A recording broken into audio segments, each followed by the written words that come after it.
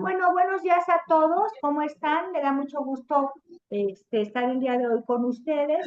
Y bueno, vamos a retomar Estaba pensando yo que hemos platicado ya de discriminación. La semana pasada se habló pues de lo que marca el artículo primero constitucional, que es tan importante en determinar que ahorita las autoridades tienen que garantizar los derechos de cualquier persona,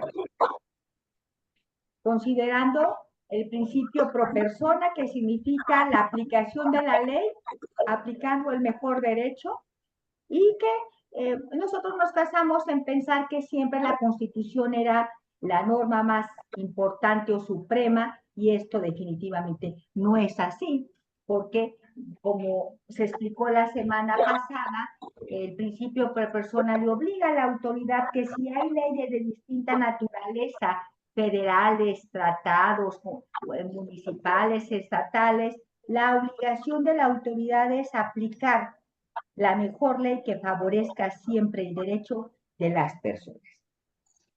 La última parte del artículo primero constitucional nos señala lo referente a la discriminación. Y cuando hablamos de discriminación, estamos hablando de la diferencia que se le hace a una persona por su condición. Este tema me gustaría manejarlo la próxima semana. Ya les mandé algunos videos porque constitucionalmente dentro de nuestra constitución, el único reconocimiento en donde se habla de personas mayores es en este artículo, donde dice que nadie podrá ser discriminado por su condición, por su preferencia sexual, por su religión, por su edad, por su estado civil, por pertenecer a una comunidad originaria, por su condición social, etc. Entonces, si nosotros analizamos y buscamos constitucionalmente en nuestra constitución de dónde o qué marca o dónde se habla de personas mayores, pues quiero decirles que la única ley a nivel constitucional es la que nos señala la Constitución en decir nadie puede ser discriminado por edad. independientemente que existan leyes a nivel federal y estatal que garanticen los derechos de las personas mayores. Y el año antepasado México al fin cumplió con un compromiso que tenía Peña Nieto, que era la de firmar la Convención Internacional de los Derechos de las Personas Mayores, de la cual la próxima clase y la siguiente, que son las últimas que nos faltan, la vamos a analizar. Y aún así les voy a dar otro material porque tanto las leyes federales, estatales como la convención marcan estas obligaciones institucionales y vamos platicando primeramente quiénes son las personas mayores y de acuerdo a la convención las personas mayores son aquellas y a las leyes estatales y federales son aquellas personas que tienen 60 años de edad cumplidos o más. O sea, ¿a quién se le considera una persona adulta, una persona mayor? Es aquella persona que tiene 60 años cumplidos. Perfecto. Bueno, empezamos. ¿Qué derechos humanos tienen las personas mayores? En primer lugar, como les comenté,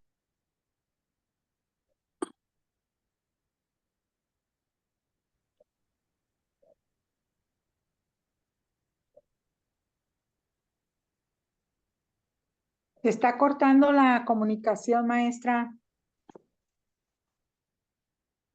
No se escucha.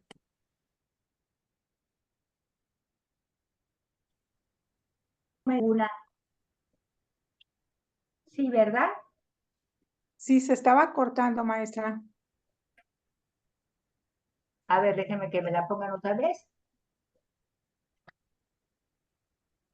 Sí, se cortó desde ¿qué derechos tienen las personas mayores?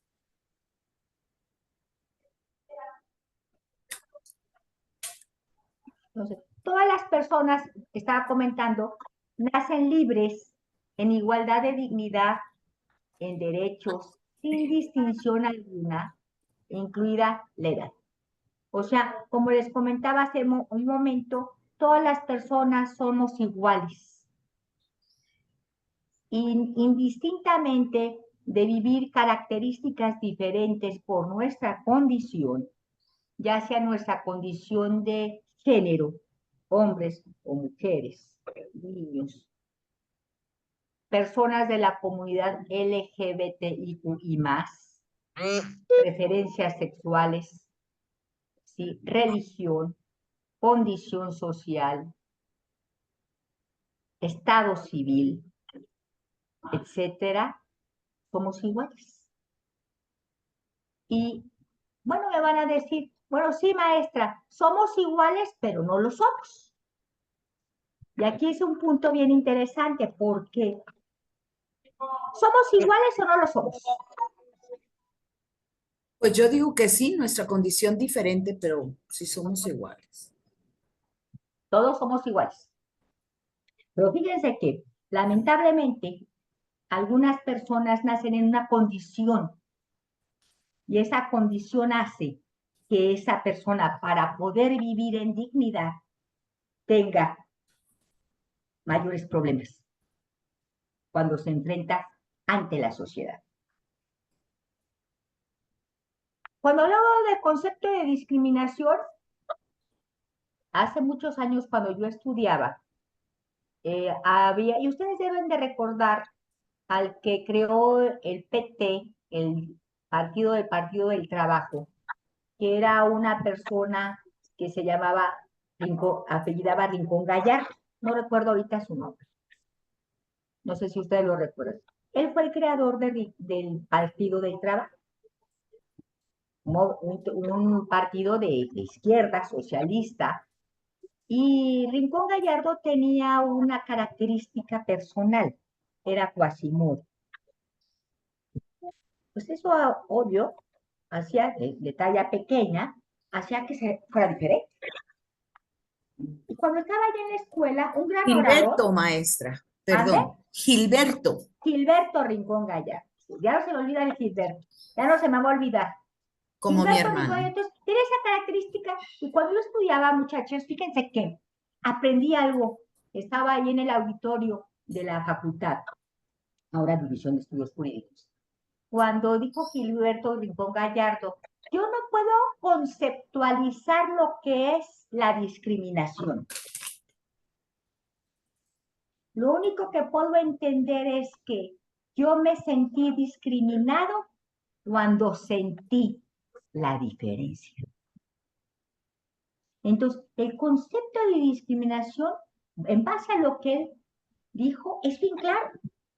Cuando una persona, alguien, lo hace sentir diferente por esa condición, es cuando entendemos que está vulnerándose su dignidad como ser humano y eso se llama un acto de carácter que discrimina. Discriminativo. Entonces, esos actos de carácter discriminatorio los prohíbe la Constitución en su artículo primero. Y ya por ahí lo tienen, ya se los envié.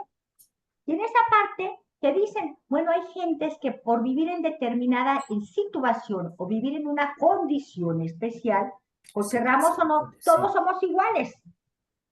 Acuérdense el principio de universalidad, pero es cierto eso, somos iguales, pero no lo somos. Los derechos son universales, sí son universales, pero no son absolutos. Y no son absolutos porque cada quien, en base a su situación, tiene o no tiene, o se le puede garantizar uno o no derechos. ¿Estamos de acuerdo? Sí. Entonces, un niño que nace con una condición de paraplegia, pues aunque el Estado quiera y tenga elementos para hacerlo brincar, nunca va a brincar. Nunca va a poder hacer deporte como todos los demás. Bueno, pero si la Constitución marca que ese niño tiene que tener un libre desarrollo de su personalidad, como ser humano, se habla del derecho al deporte, bueno, ese niño tiene que tener un programa. ¿Para qué? Para que pueda, a través de su condición, ejercitar el deporte, ¿sí o no? Pues sí. Sí. Terapia Entonces, física, claro, por ejemplo. exacto. Entonces, esa es la Eso. diferencia. Su El rehabilitación. Estado tiene que hacerlo, exactamente. Y cuando hablamos nosotros de personas mayores, pues todos somos iguales y hemos vivido naturalmente una igualdad entre que nacemos hasta la fecha, pero cuando empezamos nosotros, y ustedes han llevado más estudios, las que han tomado aquí en el SUAN, otros cursos de psicología y forma de vivir, etcétera, pues hay una verdad absoluta, que después de los 60 años, tú ya te categorizas por las leyes y los tratados internacionales en una persona mayor. Entonces, ya no adulto, si se fijan, hablo de persona, porque hablar de adulto es discriminatorio. Somos personas o son personas mayores.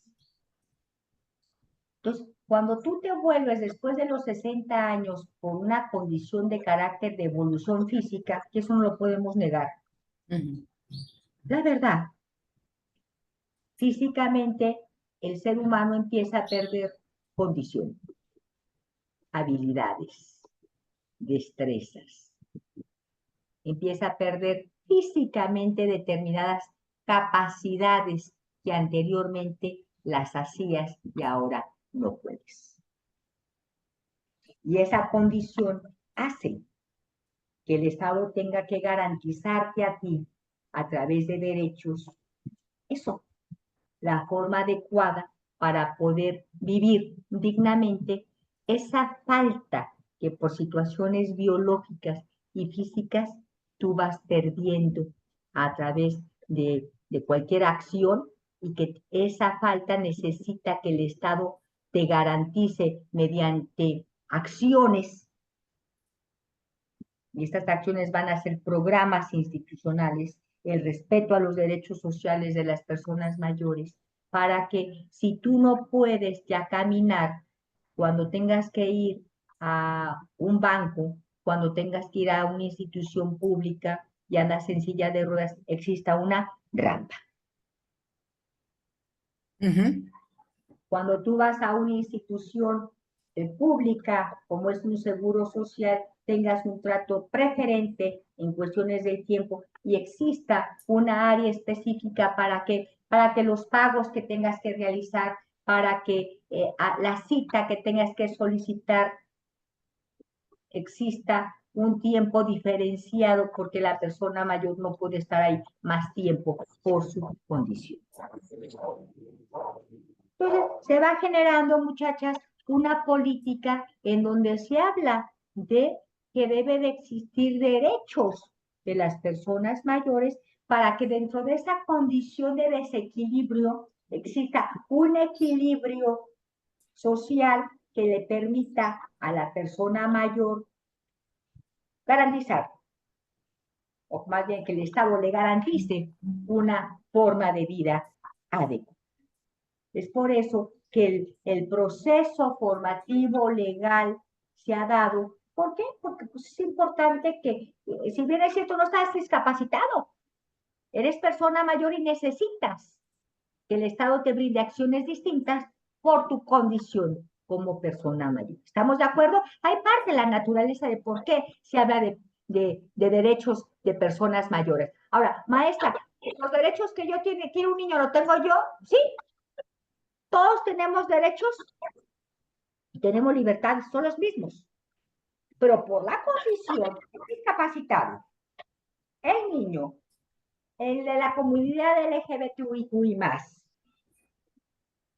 el de la comunidad indígena, las mujeres, ¿sí?, necesitan de un sistema que garantice y que proteja esas diferencias que por la condición se tienen.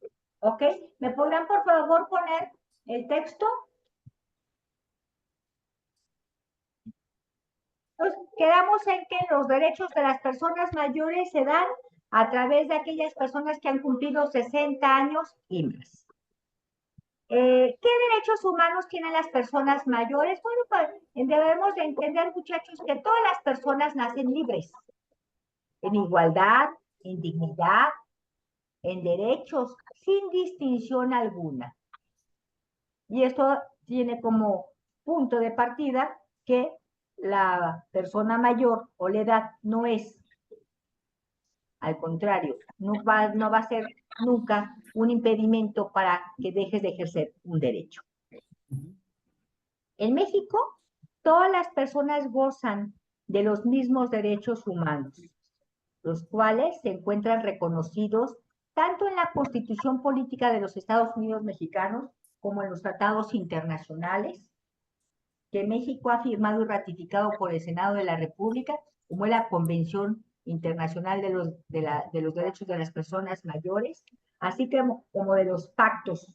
Y dentro de los derechos universales encontramos contemplados los ordenamientos que México ha firmado, que es la Declaración Universal de los Derechos Humanos, la Convención Americana sobre Derechos Humanos, el Pacto Internacional de Derechos Económicos, Sociales y Culturales, el Pacto Internacional de Derechos Civiles y Políticos, la Recomendación 162 de Organizaciones Internacionales del Trabajo, que habla sobre los trabajadores, personas mayores, el Protocolo de San Salvador, la Declaración sobre la Eliminación de la Violencia contra la Mujer y la Ley de los Derechos de las Personas Adultas Mayores.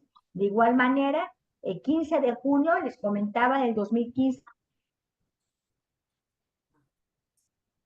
aprobó el texto, que lo vamos a ver, que es la Convención Interamericana para la Protección de los Derechos Humanos de las Personas Mayores, cuyo, fíjese, esto nació en el 2015 y México la ratificó el año antepasado, en diciembre. Apenas. Faltó mucho tiempo para poder firmar. Por eso les dije que esto quedó como un compromiso de Peña Nieto, que no se hizo, y hasta ahora Enrique, nuestro presidente de la República, solicitó la ratificación ante el Senado de esta convención. Iniciaremos primeramente, y les voy a marcar ahorita, vamos a hacer un esbozo de qué dicen cada pacto y cuáles son esas leyes. El Protocolo de San Salvador, respecto a las personas mayores. ¿Y por qué hago referencia, muchachos? Porque acuérdense que tomando en consideración el principio de pro persona y convencionalidad. Todos estos pactos se aplican y son los derechos que pueden ser aplicados para las personas mayores. Antes no hacía tanto énfasis, pero ahora sí, porque hay que conocerlos y saberlos. Bueno, el protocolo de San Salvador respecto a las personas mayores es un protocolo adicional de la Convención Americana sobre Derechos Humanos en materia de derechos económicos, sociales y culturales. También es conocido como el Protocolo de San Salvador, y en su artículo 17 voy a leer lo que dice. Toda persona tiene derecho a la protección especial durante su ancianidad. En tal cometido, los Estados partes se comprometen a adoptar de manera progresiva las medidas necesarias a fin de llevar ese derecho a la práctica. Y en particular, primero, a proporcionar instalaciones adecuadas, así como alimentación y atención médica especializada a las personas de edad avanzada que carezcan de ella y no se encuentren en condiciones de proporcionárselas ellas mismas. Entonces, el protocolo obliga al Estado a dar alimentación y dentro de la alimentación señala que es cobijo, atención médica, vivienda, etc. B. Ejecutar programas laborales específicos destinados a concederles la posibilidad de realizar una actividad productiva adecuada a sus capacidades, respetando su vocación o deseos. Bueno, esto de realizar programas, todas las leyes lo dicen, en materia de derechos personas mayores. Y miren, nosotros tenemos como un derecho de la seguridad social de los trabajadores el derecho a tener una pensión como trabajadores.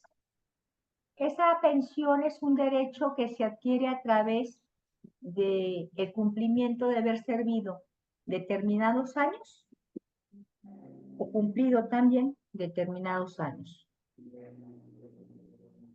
Cuando uno se pensiona o se jubila, a través de esa jubilación o de esa pensión, tú vas a adquirir un derecho, que es que el Estado te pague a ti, ya sin trabajar, por los años que tú has cumplido como trabajador, o los años que tú tienes, porque son dos elementos, ¿sí? La ley te obliga a tener determinada edad para poderte jubilar y te obliga a haber cumplido determinados años. Puede ser uno o el otro. En su gran mayoría, todas ustedes, las que trabajaron, tanto en el apartado A como B, en empresas privadas o en empresas gubernamentales, pues se pensionaron. Es un derecho. Y cuando habla aquí la convención que debe de haber programas de trabajo, bueno, a mí me dicen, pues yo ya no quiero trabajar. Ah, no, eso es claro. O sea, tú cumpliste una meta en tu vida y adquiriste un derecho social, está muy bien, pero eso no excluye para que el Estado tenga programas, y fíjense bien, no asistenciales, de asistencia, porque cuando hablamos de asistencia estamos hablando de la obligación del Estado para asistir, no, tenga programas sociales para garantizar que las personas mayores que quieran desarrollar una actividad laboral la tengan. O que también existan mecanismos que no obligan a una persona legalmente a tener que separarse de su fuente de trabajo por la edad. O que también existan mecanismos laborales en donde no se discrimine laboralmente a una persona por la edad. Esta es una práctica discriminatoria que día a día el Estado permite. Y miren, les voy a dar un ejemplo. Ustedes leen un periódico que ya están pasados de moda, porque todo es a través del internet, pero viene siendo lo mismo, hay la información, y te dicen, se necesita, me va, hombre casado no mayor de 40 años. Estas son prácticas discriminatorias que como salen en un periódico y lo paga un ente privado, pues el Estado podría, si quisiera, hacer algo. ¿Por qué? Porque dentro de la propia ley estamos hablando que en México se prohíbe la discriminación. Y dentro de la propia ley se establece que tú como periódico no puedes admitir este tipo de acciones porque tú al publicarlos y al permitirlos estás discriminando. Luego digo, el Estado, desde el punto de vista de su control social ante la autoridad que es el periódico como medio de comunicación, porque si es un poder, podría prohibirlo. En España hay grandes prohibiciones legales para que los medios de comunicación hagan o puedan publicar cualquier publicación que tenga como consecuencia la afectación licenciosa, pornografía, que trate de hablar acerca de prostitución sexual, discriminación a personas de la comunidad LGBTQI+, o hablen de discriminación a personas mayores, porque es una ley que garantiza que las instituciones dedicadas a la comunicación no puedan publicar este tipo de situaciones. En México estas prácticas son sumamente visibles y aprobadas. Y fíjense, muchachas, no únicamente es para personas mayores, porque ustedes ven esos anuncios y ya aquí se considera una gente que ya no tiene o no tiene el derecho de tener una fuente de trabajo mayor de 40 o 45 años. Todavía estamos con esos estereotipos más fastidiados. Y fíjense, hombre casado. Y luego vamos al otro punto. Se solicita trabajador mujer, no casada, soltera y menor de 35 años de edad. Entonces, aquí hay impedimentos discriminatorios que no pueden darse porque el artículo 5º y el artículo 15 en materia de trabajo prohíbe cualquier contrato, convenio, trabajo que tenga como consecuencia la afectación a la pérdida de tus derechos, la prostitución, el destierro o la falta a tu dignidad como ser humano. Así de sencillo. Entonces, imagínense cómo se permiten estas prácticas y por eso el Pacto de San José te dice, hay y debe de haber programas institucionales, no asistenciales, que beneficien y que puedan haber programas para garantizar que una persona mayor pueda adquirir un trabajo. Y yo creo que lo primero que tenemos que hacer es, pues, establecer de dónde existen prohibiciones, y esto es una hipótesis mía, personal, de dónde, para que se dé esto, de dónde hay prohibiciones para que, en primer lugar, los medios de comunicación y las empresas no definan cuáles son las características discriminatorias en estos anuncios, porque están cometiendo no una violación de derechos humanos, están cometiendo un acto discriminatorio, pero la que sí comete una violación de derechos es el Estado al permitir que éstas se hayan anunciadas. ¿Estamos? Bien. Sí, maestra. Sí, dile. No, dijo sí, maestra. ¿Sí te escucho? Ah, ok.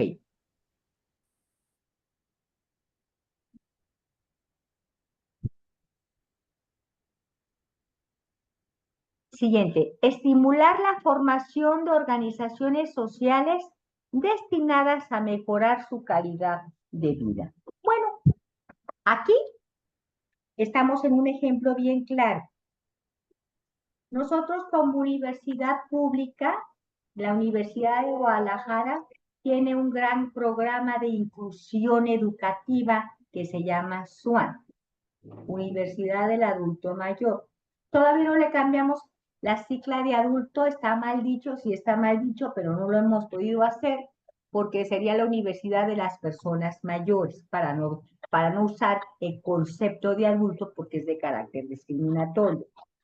SUAN, muchachos, nace hace más de 11, 12 años, 10 años ya, 11 años, por medio de la idea de varios maestros, entre ellos el que llevaba la batuta, como siempre, es el doctor Juan Manuel Durán Juárez, y otro tipo de personas, ingenieros, el maestro de Alba, etcétera, que empiezan a pensar que la universidad tiene que tener como meta incluir, y deberíamos de incluir a las personas mayores, porque es una obligación de carácter institucional, como ustedes lo están escuchando y leyendo.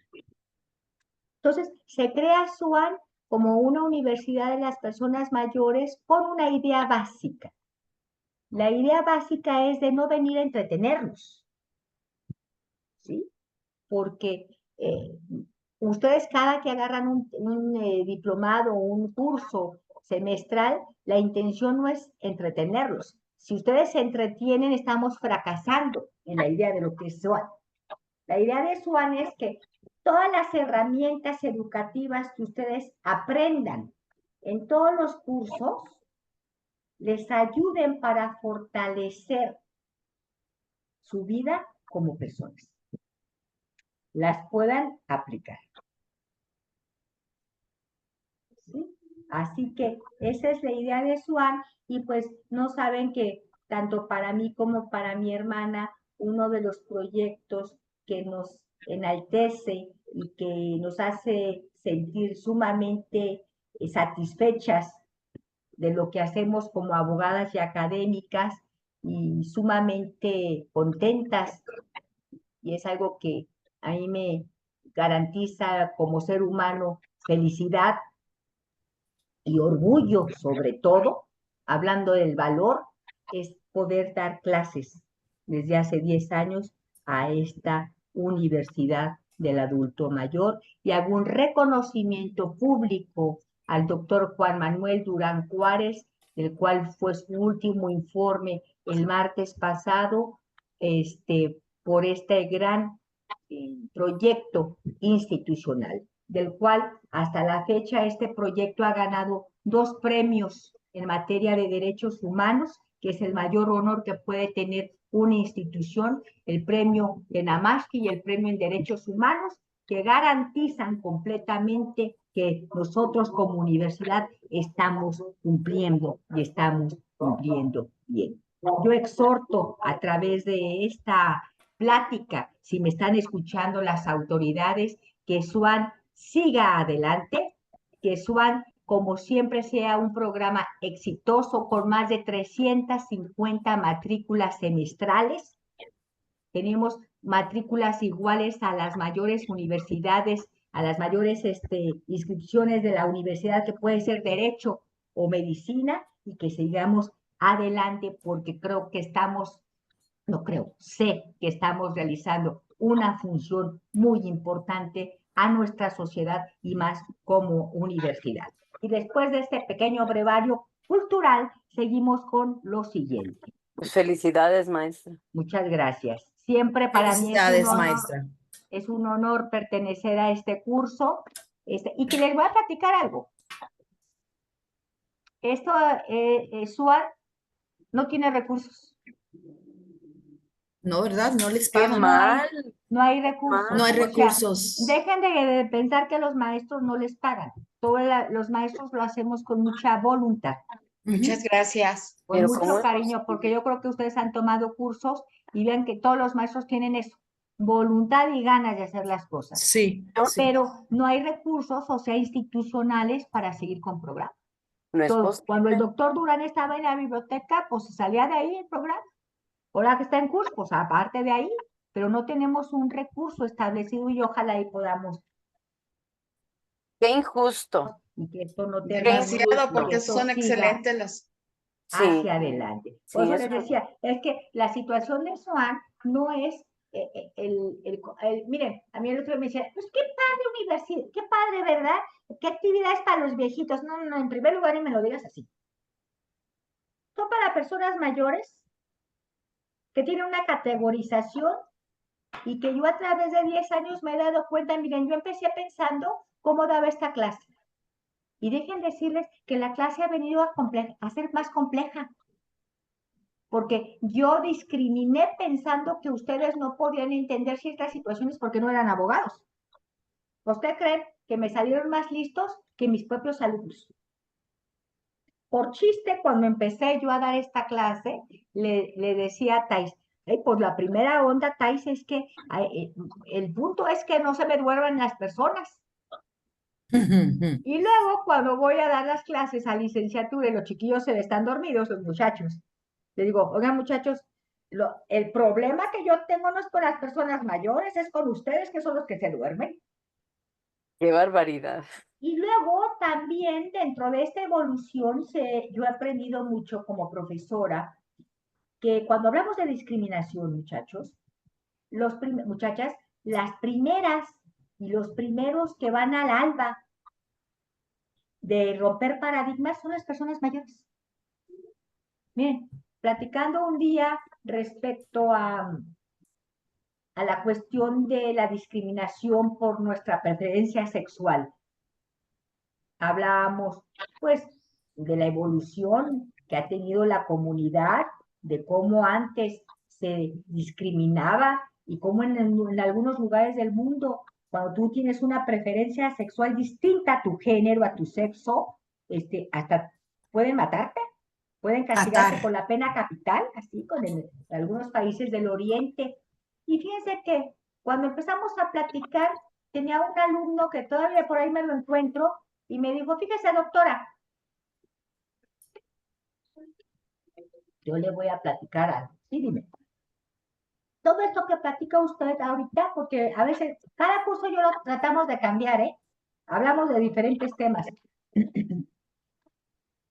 Fíjese, doctora, que usted, si yo tuve dos hermanos, un hermano, fuimos dos hermanos. Lamentablemente mi hermano era homosexual.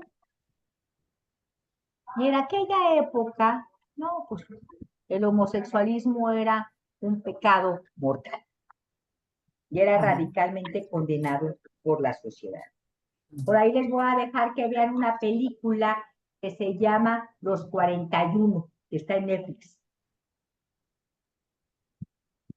Yo Que creí es que la habían quitado. un hecho histórico de Porfirio Díaz, claro, de parte del chiste de los 41 o el suceso de los 41.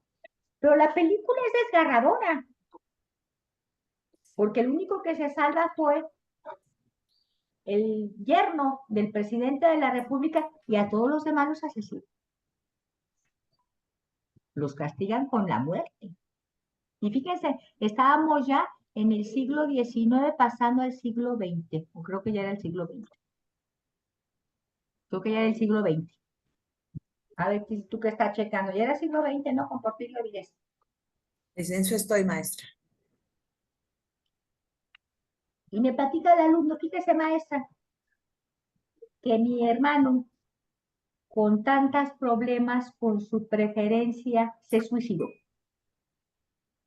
Yo ahora que usted platica la evolución y cómo ha cambiado esto, pues qué coraje me da que mi hermano no haya vivido en esta época, porque lo que yo más quería era mi hermano con preferencia o sin preferencia, porque a mí no me importaba eso, mis padres sí, a mí no, porque lo que más quería yo en mi vida era mi hermano. Claro. En Sí, derechos creo que es humanos, 19, maestra. el 19, todavía Sí, 19, ¿verdad? sí, Ya cuando deja de ser presidente, ya creo que ya fue en el 20, o todavía no. sí, en ¿Verdad? 1800, sí, perdón, en 1900, aquí estoy viendo, permítame. Y bueno, Ay, hay en materia de derechos humanos una palabra muy importante que siempre hay que considerar la que se llama tolerancia. Y a través de la evolución de la tolerancia que tienen los procesos sociales y que nosotros admitimos lo que está bien, lo que está mal y vamos caminando, el punto es que yo me he llevado una grata sorpresa porque las personas del adulto mayor rompen paradigmas cuando me dicen, a mí me vale, doctora, que si son felices que lo hagan. Y eso, pues, es algo que yo no pensaba que iba a platicarlo o que lo iba a vivir como académica cuando hablábamos de este tipo de temas. Bueno, Buen día. 19, maestra. Voy 19. voy a interrumpir. Aquí tengo ya Sí. que dice, abarcó de 1877 a 1880 El y de siglo XIX 1800 y de 1884 a a 1911. 1911. ¿ok? Porfiriato. Sí, porque después viene la Revolución 1910. Mexicana, Ajá. exactamente. Así que, pues miren los años que pasaron y todavía en México, no obstante que después hubo una constitución y existía una constitución ya de carácter liberal, los paradigmas y las normas sociales y las reglas sociales eran muy duras y siguen siendo, aunque ustedes no lo crean, siguen siendo en muchas Sí, partes de la sí. República Maestra, Mexicana. también sucede con las madres solteras, ¿no? Que sucedía terrible. Era terrible. Hasta acuérdense que había un libro especial a dónde llegaba hasta dónde llegaba el estereotipo de las leyes civiles, porque son estereotipos legales de discriminación, muchachos. Ujú, Había un ujú. libro especial para las madres solteras, imagínense, son estereotipos legales esos, que Sí. afectan radicalmente Pues, la perspectiva naturalmente de género. y eso de que te daban trabajo solamente con el certificado de no gravidez, porque si estabas embarazada tampoco te daban trabajo. No, eso es muy común todavía en las Todavía, sí. empresas. En las Sí, empresas es muy común que dentro de los cuestionarios que te hacen para aceptarte te piden que seas soltera, imagínense, y certificado de no gravidez. Y no nada más eso te dicen, y no se puede embarazar, imagínense a dónde caen. sí, esa es una Así. discriminación tan grande. Ahora, Imagínate una madre soltera, así. todo eso les voy a decir, todo eso es violatorio de derechos. Si yo trabajo en una empresa y a mí me corren porque yo estoy embarazada, naturalmente que en un juicio yo voy a ganar, porque son estereotipos de discriminación que no se permiten. Son reglas internas de una empresa que violentan los derechos. O sea, acuérdense, en el artículo 5º constitucional señala bien claro que nadie puede, no se permite contrato o convenio que tenga como consecuencia la proscripción la proscripción, el destierro o la afectación a nuestros derechos o a nuestra dignidad como ser humano. Cualquier contrato que vulnere lo garantizado en el tratado o en la Constitución es nulo de derecho. Así de sencillo. Así es. Dice, ay, doctora, me van a correr porque me embarazo. No, no te van a correr. Y si te corren, ten por seguro que la ley a ti te tiene que proteger, porque esas son prácticas prohibidas por la propia Constitución y por la propia ley laboral. Y fíjese, lástima que no se ha conocido por toda la población los derechos, las garantías que se tienen. Entonces, antes sucedían esas cosas y actualmente yo creo que también sigue sucediéndose, pero el desconocimiento a las garantías eh, hace que esto siga sucediendo.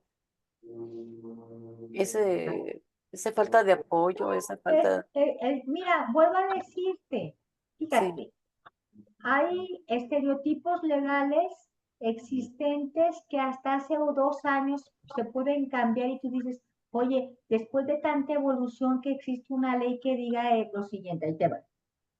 Hasta el año antepasado, en la ley del registro civil, se habla que una persona puede contraer matrimonio, decía antes, hombre o mujer. Si usted piensa que está bien o mal, cada quien. No me voy a meter en problemas morales.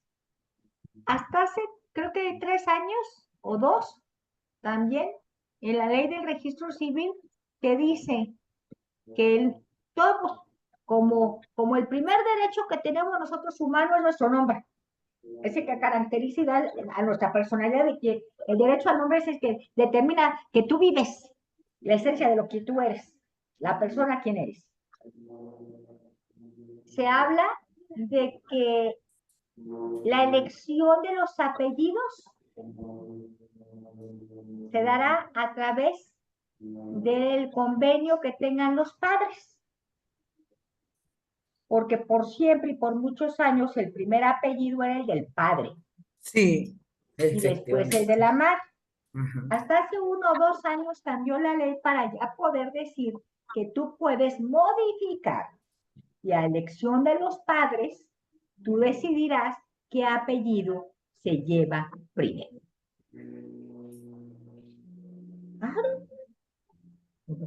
Esos eran estereotipos legales que afectaban la perspectiva del género. ¿Por qué? Porque si hablamos que el hombre y la mujer son iguales, ¿por qué en un acto el primer apellido tiene que ser el del hombre? Era el macho. Ahora, hay cuestiones, no, primero que sea el del padre. Pues a mí sí me dicen, no, pues primero que sea el de la padre porque así me casé yo con esa idea. Pero ahora que tú lo ves en perspectiva, dices, no, pues son estereotipos legales que afectan claramente la perspectiva de género de esa igualdad que tanto se pronuncia día a día socialmente. Una pregunta. Estereotipos sociales. El hombre trabaja y la mujer es la encargada de cocinar y de hacer el quehacer. Nosotras mismas. Yo soy la encargada. ¿Por qué? ¿Quién te lo dijo si somos iguales? Automáticamente toma uno el papel. Automáticamente, por eso les digo que son procesos sociales. Sí, Yo en lo cultural. personal, el otro día en una conferencia les decía que hablábamos de lenguaje incluyente, que a mí mi abuelita me decía, el hombre en la cocina huele a caca de gallina, entonces a mí me choca que mi marido esté en la cocina. ¿Pero por qué? Porque es un estereotipo personal. Hasta que yo no piense de una forma diferente y cambie y rompa el patrón, se va a dar. Miren, mi hija le vale en este momento la virginidad. A ver, muchachas. Ay, sí. La virginidad era el tabú y era el regalo que un hombre tenía y una mujer virgen. Acuérdense de la historia de los virreyes, que tenían que tener observadores para demostrar que la mujer era virgen. Y si no, Ah, sí. hasta la mataban. Sí. La mataban. Iba a la guillotina. Bueno, el asunto de esto es que hay que entender que ahora yo con mis alumnos que quiero tanto y que me enseñan tanto también, yo tengo una hija también de 20 años y veo cómo han cambiado las cosas. Me da risa porque anteriormente, dentro de esos estereotipos sociales, encontrábamos que pues lo más importante que tenía una persona en su vida era la virginidad. ¿Y saben qué hora yo platico con los muchachos? Le digo, oye, ¿a ti te importa que la mujer sea virgen? No. ¿Es necesario para que tú te puedas... No. Ya no, maestra. Eso no es importante. Esa mujer, y fíjense qué bonito pensar así, tiene su cuerpo y ella puede hacer con su cuerpo lo que quiera. Y es la forma de pensar. Y miren qué bueno que eso se da. La verdad, sí. Las mujeres solteras que tenían hijos, volvemos al tema de la discriminación. Hasta la iglesia y en el código y en el registro había cuadernos y libros especiales y satanizaban no a la madre, al niño. Bastardo. Porque era bastardo y era sin papá conocido. Ahora ya no pasa eso. Ahora, no se engendró de la nada. Hay un padre. ¿Y quién es el padre? Usted ven y dígame quién es el padre. Claro. Y miren cómo ha cambiado la ley. Yo como madre digo, Juan Pérez es el padre. Yo no soy, pues, no lo hace un juicio legal, porque si él dice que la madre dice que hay un padre, y no estás de acuerdo, haz un juicio legal para que demuestres que no eres el padre. El reconocimiento lo está garantizando inmediatamente ya el Estado. No es mío. ¿Y cuántas ahorita historias encontramos, sobre todo de actores del cine y personas de la política o personas del ente público que pues, tiene el nombre de Luis Miguel, pero no es el padre? Ah, no, pues ya hubo un juicio de reconocimiento y perdió. Ah, pues quítenle el nombre. Ya. Así de sencillo. Ujú. Así es. Bueno, seguimos. ¿Alguna duda? No, Una cosa, maestra. Sí, Yo creo que dime. también es, ¿qué se puede hacer para que les otorguen a los maestros, eh, pues que les hagan les den recursos a su maestra? ¿Qué se puede hacer el Estado, aquí el gobierno? Bueno, pues mira, aquí yo espero que nuestro rector nos escuche. Él está convencido de esta gran obra que está realizando, no el Centro de Ciencias Sociales, sino la Universidad de Guadalajara, para que nuestro programa se vea fortalecido Porque debe haber recursos para legalmente, educación, maestra. Ujú. legalmente, porque son muchos factores para que nosotros, al contrario, estemos y tengamos ya una personalidad institucional correcta dentro de la universidad. Sí, ojalá que se pueda lograr esto, maestra, porque es una labor, gran labor, una sí, loable porque labor. Es, es, nos permite estudiar cuando en nuestro tiempo no pudimos por alguna u otra razón. Y además también, yo que estoy en otro estado, tengo la oportunidad a través de esta línea poder hacerlo. No nada más es gente en Guadalajara, sino nos da No, la no, posibilidad. No, yo tengo claro. una prima estudiando en Los Ángeles. Ella desde Los Ángeles es alumna del SWAM, muy maestra, orgullosa. sí, O sea, maestra, eso debe ser muy fuerte. maestra, Sí, yo dime. no puedo asistir en forma presencial porque atiendo a mi mamá que tiene hemiplegia. Entonces yo no puedo separarme de ella. Ahorita la estoy monitoreando con una camarita porque abajo no me permite en algún momento concentrarme en mis estudios, que a mí me gusta estudiar. Soy maestra jubilada. Entonces Ajá. yo quisiera pues seguir estudiando. Y esta es una gran oportunidad que nos brinda la Universidad de Guadalajara. Yo cuando me dijeron, ¿quieres inscribirte? Le dije, me gustaría mucho, pues hay virtual. Inmediatamente lo tomé, maestra. Tengo Así es. ya varios semestres que estoy asistiendo. En ocasiones digo, no, ya no voy a poder asistir ni virtualmente por la atención a mi mamá, que en ocasiones se complica mucho, pero me doy ánimo, me dan ánimo mis compañeros y sigo adelante, maestra. Este curso, Gracias. el curso pasado nada más tomé derechos humanos porque ya no podía seguir adelante, se complicó la salud de mi madre.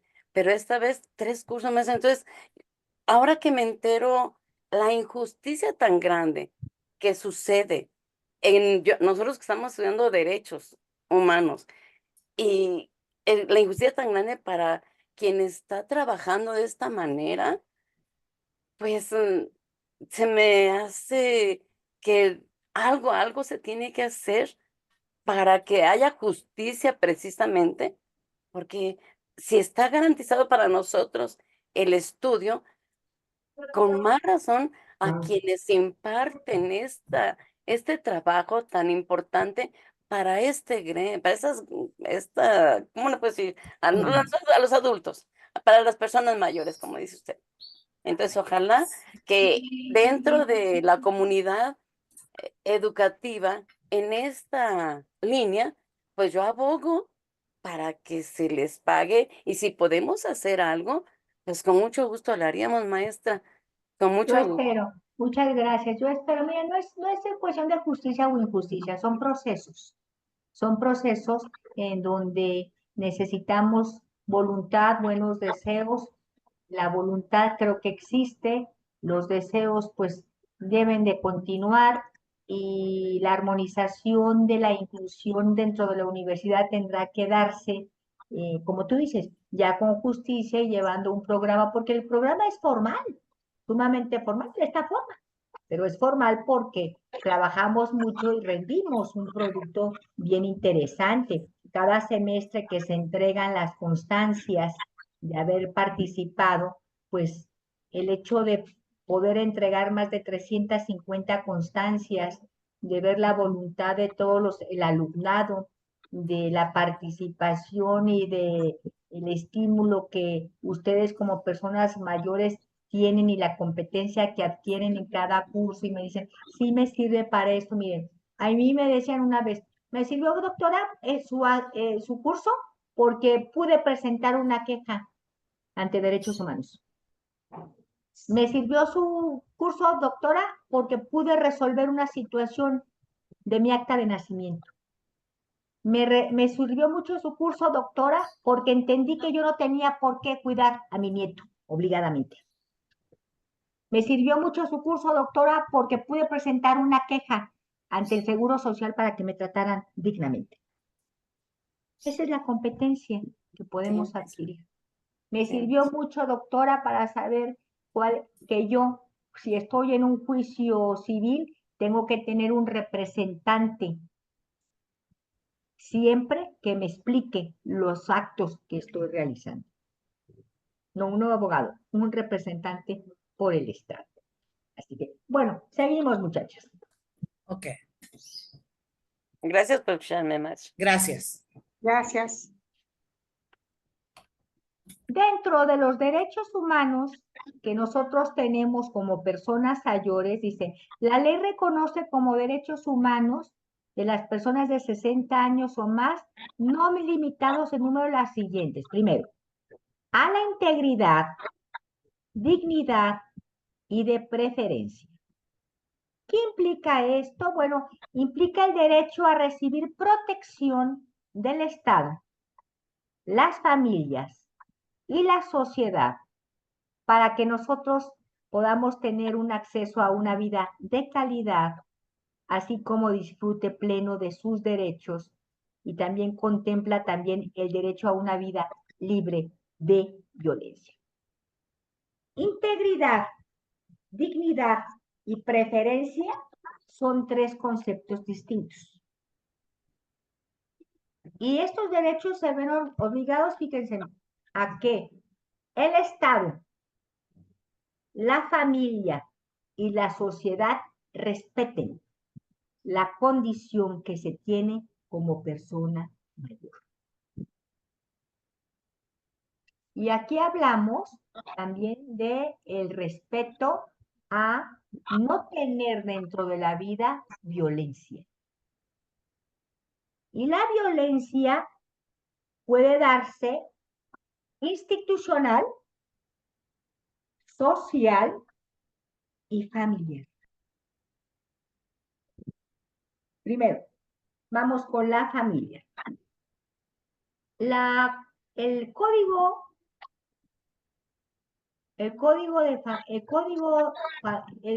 civil del Estado de Jalisco, en el capítulo de la familia, obliga a que los padres, como un derecho de carácter prioritario, alimenten a los hijos.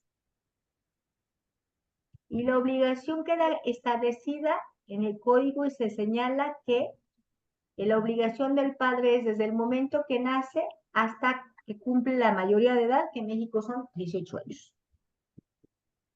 Pero también el código, en el apartado de familia, y dice que es obligación de los padres proteger a los hijos.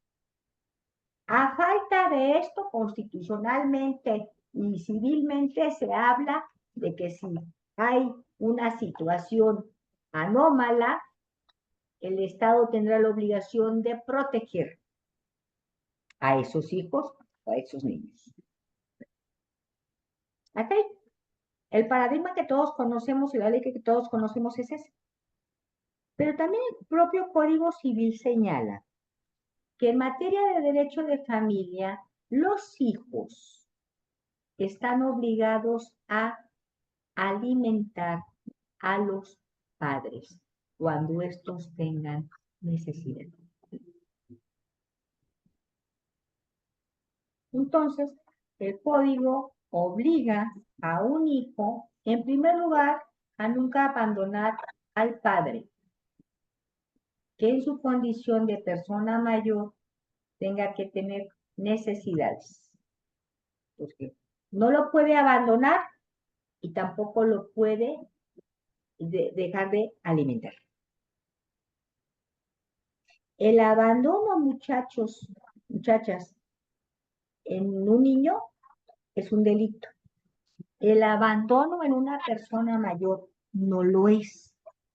Pero constitucionalmente, pero legalmente, en el mundo de las obligaciones civiles y familiares, el Estado prohíbe que una persona mayor esté abandonada por los hijos y obliga la protección, la custodia, la tutela, porque en ciertas discapacidades tú puedes, en cierto estado de edad, tú puedes quedar discapacitado o enajenado, o no sé, y el Estado le obliga a que el hijo sea el que garantice el pleno disfrute de los derechos de esa persona que es su madre o es su padre.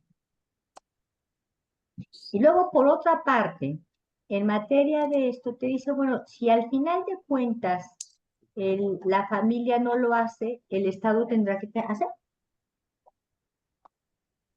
Ya leímos el pacto, parte del pacto, pero el pacto y todas las leyes dicen lo mismo. Y por otra parte también el Código Familiar y el tratado establecen que no puede haber un abuso de violencia económica, psicológica, moral en contra de las personas mayores. O sea, cualquier acto que afecte la dignidad de la persona mayor puede realizarse a través de un acto en donde, papá, como tú ya seas viejo, te voy a quitar, me vas a dar un poder para recibir tu pensión. Eso está prohibido por la ley porque es violencia económica. Si no me cuidas a los niños, dejas de vivir en tu casa, que es donde yo vivo. Oye, espérate, pues la casa es mía. Sí, pues yo vivo aquí con mi familia. Esa es violencia de carácter económico. Violencia física. La violencia física se da a través de cualquier acto en donde, por medio de una situación o acción física, afectes la integridad física de la persona.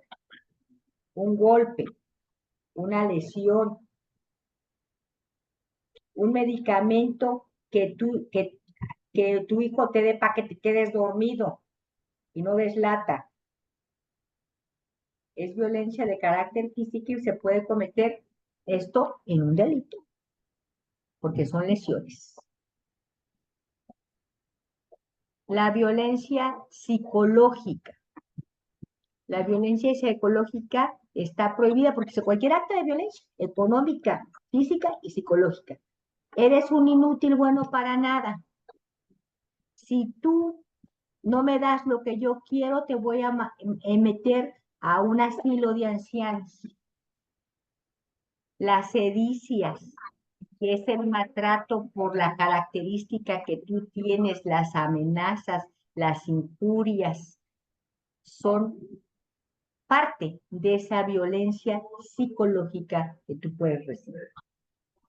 Por lo tanto, queda prohibido cualquier acto desde el punto de vista constitucional, desde el punto de vista civil, para que la familia, que son los hijos, que puedan ejercer cualquier tipo de violencia. Ahí están los tipos de violencia. Maestra, ¿en dónde podemos encontrar todo esto que nos está informando el Estado?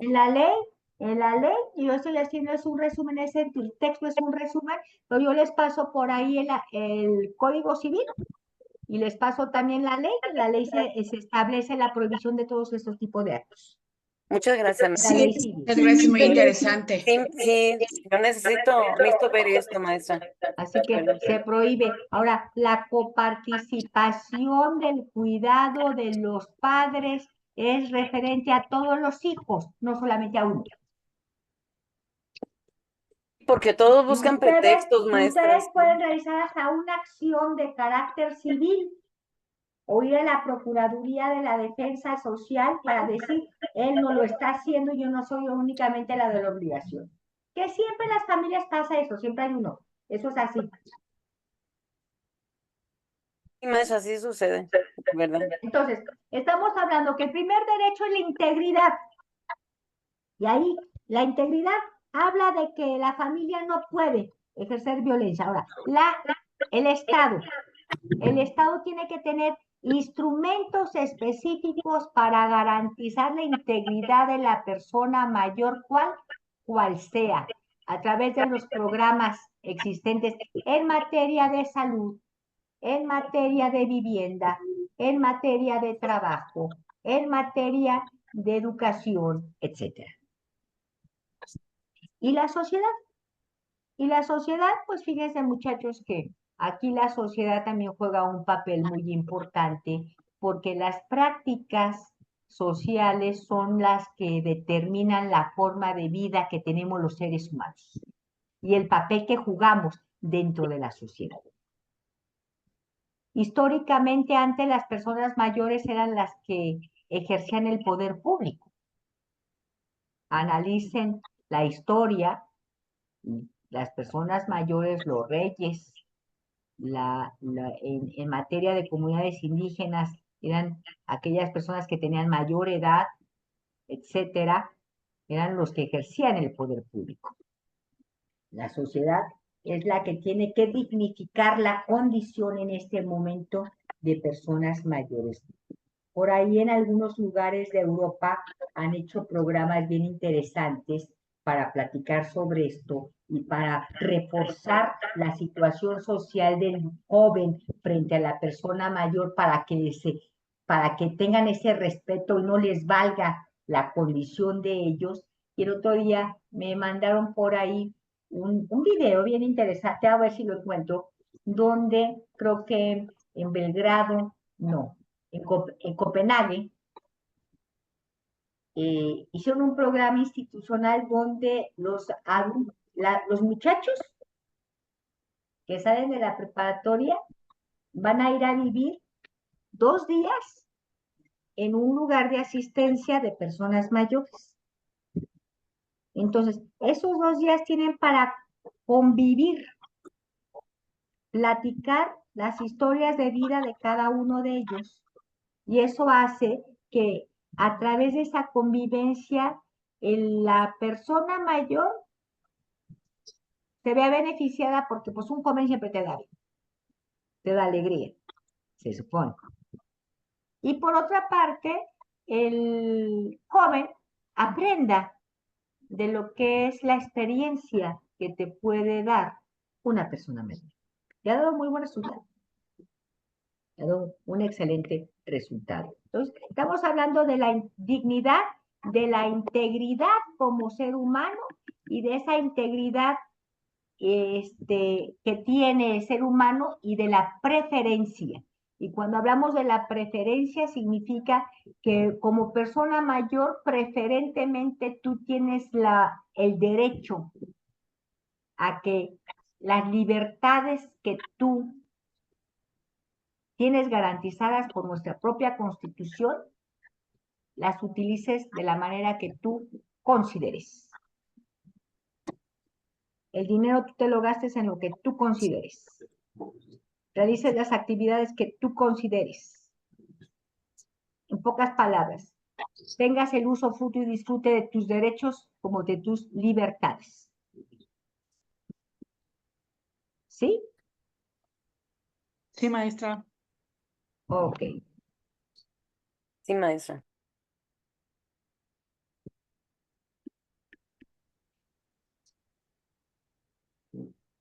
Siguiente. Bueno, ya hablamos que tenemos derechos a la integridad, dignidad y preferencia. El siguiente es a la certeza jurídica. ¿Y qué significa esto? Recibir un trato digno y apropiado por las autoridades en cualquier proceso jurisdiccional en el que se vean involucrados sus derechos a recibir atención preferente para la protección de su patrimonio y a recibir asesoría jurídica gratuita.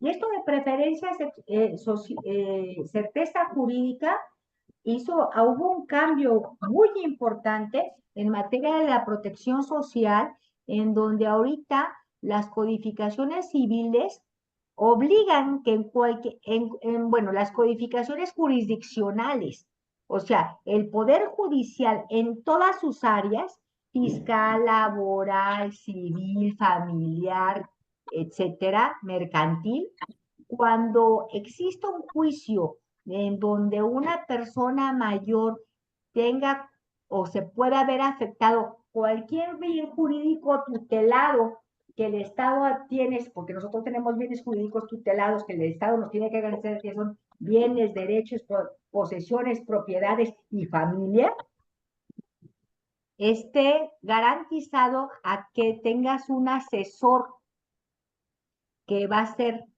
una persona de la Procuraduría Social y te garantice que lo que tú estás realizando lo entiendas. La firma que tú vas a realizar ahí dentro del proceso lo entiendas por qué o para qué y cuáles son los efectos jurídicos que puedan darse en ese sentido. ¿Ok? Entonces, esos son los puntos de la certeza jurídica. La próxima semana les voy a llevar, les envío y voy a platicar a ver si encuentro algo sobre esto más profundo o un video respecto a esto, ¿les parece? Y con esto terminamos la clase del día de hoy, muchachas. Me dio Sí, mucho maestra, gusto por favor. saludarlas. Ya sería nuestra penúltima clase. Así que les agradezco mucho que tengan un excelente y alargado fin de semana, porque el lunes creo que no trabajamos. No, más bien, Muchas sé que no gracias. trabajamos. Gracias, maestra. Gracias, Sí, maestra. ojalá nos pueda enviar lo que nos dijo del Yo código. se los prometo, yo se los envío ahorita. Sí, muchísimas gracias, Maestra, maestra. una pregunta. Sí, dime. Disculpe, yo tenía entendido que esta era la última clase, entonces nosotros sí tenemos otra. No, yo pregunté a Suan y me dijeron que hasta el día 21 Qué de bueno. junio. Muy Sí, bien. yo también en otra clase me dijeron que me faltaban 2 clases. Ah, perfecto. Así es. Ok. Muchas gracias, Hasta maestra. luego, muchachas. Hasta Gracias, luego. Hasta luego, esperamos maestra. verlas Muchas pronto. gracias. Saludos. Hasta luego, Ok. saludos a todos. Hasta luego. Buenas tardes. ¿Dónde estás? A ver.